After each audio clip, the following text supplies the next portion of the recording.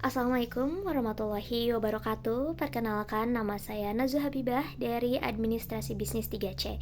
Di sini saya akan menjelaskan tentang macam-macam kekuasaan.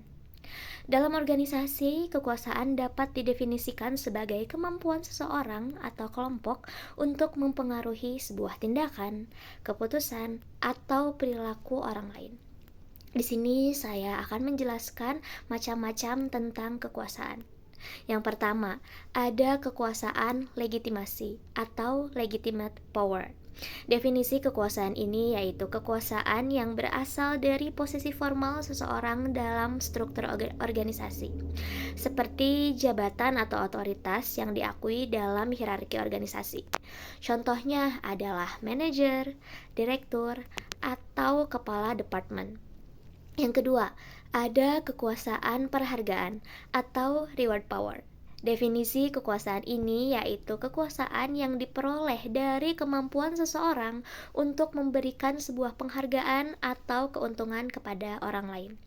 Seperti kemampuan untuk memberikan bonus, promosi, atau kenaikan gaji atau bentuk penghargaan lainnya.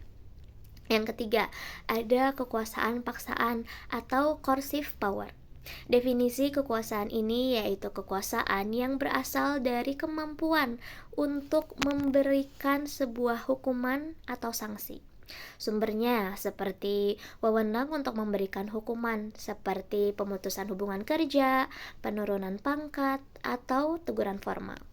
Yang keempat, ada kekuasaan referensi.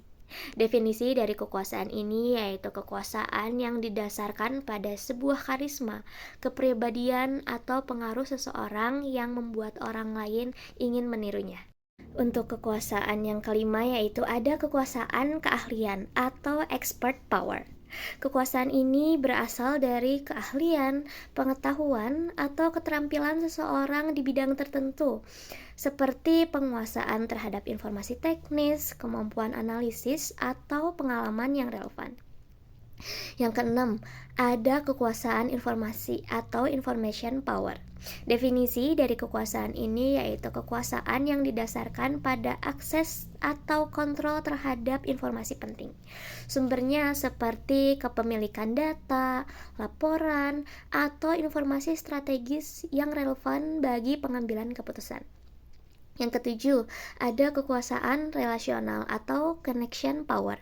Definisi dari kekuasaan ini yaitu kekuasaan yang diperoleh dari jaringan hubungan atau koneksi dengan individu atau kelompok yang berpengaruh.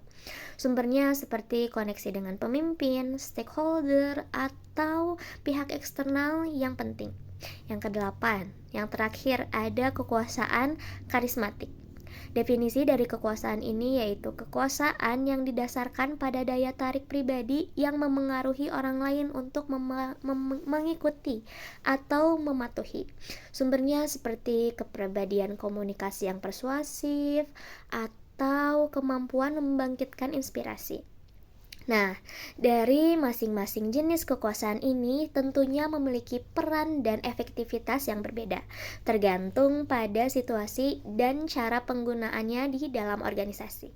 Kombinasi dari berbagai jenis kekuasaan seringkali diperlukan untuk mencapai tujuan organisasi secara optimal. Baik, hanya itu saja yang dapat saya sampaikan. Mohon maaf apabila banyak kekurangan. Wassalamualaikum warahmatullahi wabarakatuh.